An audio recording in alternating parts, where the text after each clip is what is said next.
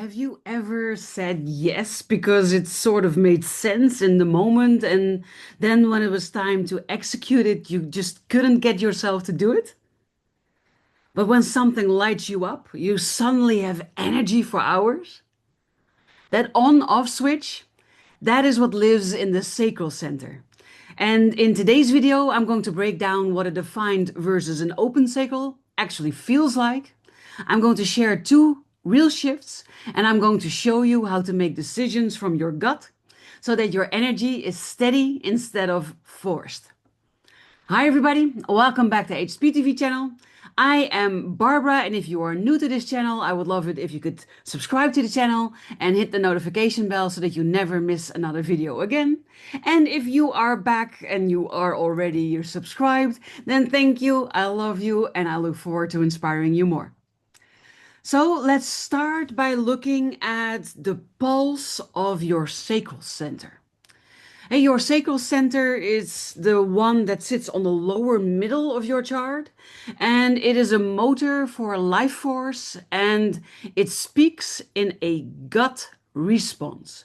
This means that when you have your sacral defined, you feel a full body yes or no in your body, in your gut. And if your sacral is defined, which is always the case for generators and manifesting generators, then you have a reliable motor when you're responding to the right things. The signal is physical.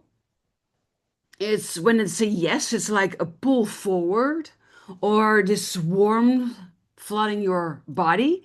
Or maybe it could be like an aha type of feeling.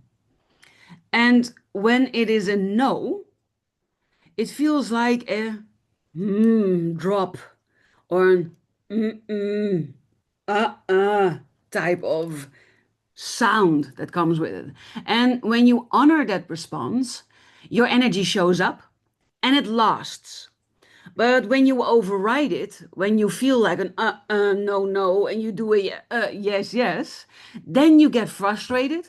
And if you do that too often, it leads to a burnout. But if your sacral is open, like it is the case for projectors or manifestors or reflectors, then your energy is inconsistent and you can amplify other people's sacral and feel wired, but when they move away, you crash later. The work is not to compete with sacral types as a projector, manifestor, or reflector, because that will just frustrate you and burn you out. It is to use bursts well and to stop before you run on empty, and to, whatever you do, protect your sleep. Your sleep is sacred. So I want to share a couple of my client stories so that you understand this defined and undefined a bit better. And first, I want to tell you about Jasmine. The names are made up, so don't worry. Jasmine is a manifesting generator with a defined sacral. And so the stories are real, but in order to protect people's privacy, I'm using fake names.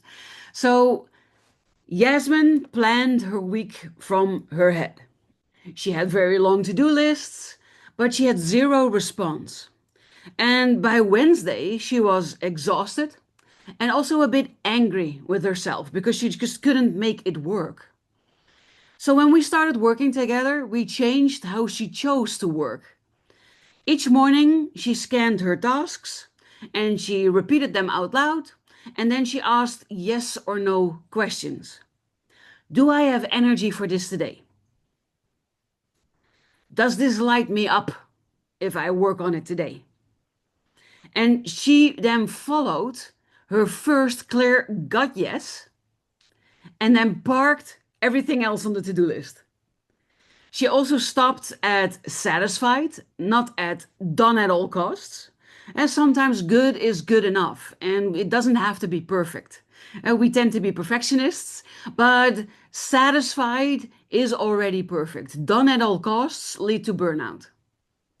And 2 weeks in, the afternoon slumps disappeared, and she finished more by following what her body had energy for, and she stopped dragging herself through work that had a clear no. And then there's my other client, Lewis, who is a projector with an open Sacral Center. And that meant that in the office, he felt unstoppable because there were lots of generators around and they have this perpetual energy source and he would feed off them. But then he would get home and he was wired tired and couldn't fall asleep. Do you recognize this? I would love to hear from you in the comments. He assumed that he should just push through just like everybody else. But for him, that is not working. So when we started working together, we built a different rhythm. I introduced him to 90-minute focus blocks. And after 90 minutes, to put an egg timer or an alarm on your phone, and then really stop. A hard shutdown time, doing something like getting coffee, getting something to drink, walking outside, meditating, leap around the building. It doesn't matter. Just come out. And the other thing that we implemented was a hard shutdown time in the evening. And so short walks between 90-minute blocks are really great to unwind your borrowed energy and to clear the mind and to refresh your creativity. And 3 nights later, he slept without another person in the bed and he noticed that he woke calmer and clearer just within 3 days.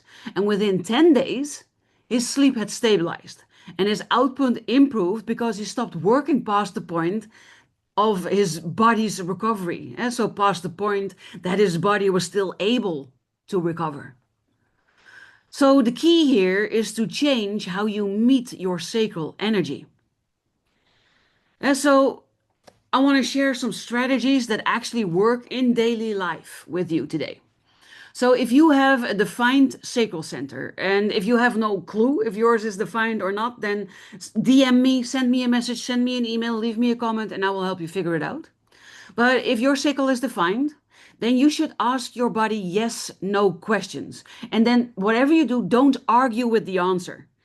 Am I in the mood for this? No. Do I want to do something else? Yes. Is it on my to-do list? No. Is it within my business? No. Do I want to walk outside? Yes. Don't argue with the answers. Just question, question, question. Yes, no, yes, no, yes, no. And do the thing that you're guided towards. Another great thing is to put options in front of you so that there's something to respond to, like emails or tasks or invites. For you, it's also really important that you work in satisfying sprints and then stop when the spark drops. Forcing it only leads to frustration. And satisfaction is when you know that you are on the right track and that you're working with your energy instead of against it. And if you keep getting a no on something, then just move on. The right yes often shows up once you stop pretending. And then when your sacral is open, this means that you need to plan work in bursts, the 90-minute bursts, for instance, with recovery time built in. And whenever you feel that you start to run on empty, leave. And for you, it's very important that you leave before you are empty. And you need to close the day on time. Not, oh, I can just finish this, or let me do that, or when I'm done with this, then I'll go. No. 5 p.m., 3 p.m., whatever is your done time, it's done.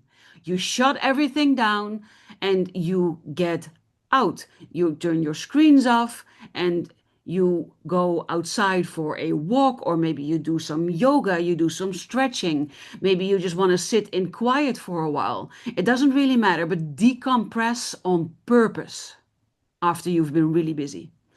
And also let other people's energy leave your body.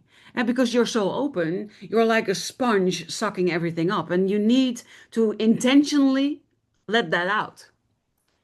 So don't promise ongoing output that you cannot sustain. Commit to outcomes with honest timelines that feel in line with what you are capable of that specific day. So, how do you then integrate all this and move forward? That is a very good question. So, it starts by noticing the tells. So, for a defined sacral, it's that quick pull forward or that little aha on the clean satisfaction when you stop at the right time. And for an open sacral, it is the wire tired buzz after groups, or the sleep that improves when you shut down earlier, or the bitterness, resentment that shows up when you push past your capacity. And the more you respect those signals, the steadier your energy gets, and the less you have to motivate yourself. So let me ask you, is your sacral defined or open? And where do you then override your gut feeling? I would love to hear from you in the comments. I promise to read all of them and to respond personally as well. And if you have no clue what I'm talking about, but you would like to find out, or if you want a full map of all your 9 centers with clear practices, then you might want to grab your BU by Design blueprint via the link below. If you are more interested in life support and sharing your stories, finding people like minded on a similar journey that you can relate to and grow with, then you might want to join my BU by Design Mastermind. It's intimate, it's a maximum of 10 people, and we go really deep into who you are designed to be and how you are designed to operate. And if you want more tailored guidance, like working one on one with me or something else that I haven't mentioned, because there are many ways of working with me, then I'd like to invite you to book a one on one clarity session with me. The link to do all of these things are included in the show notes, the description of the video. And for today, I want to thank you for being here, for showing your support for this channel. And I love inspiring you again with another video next week.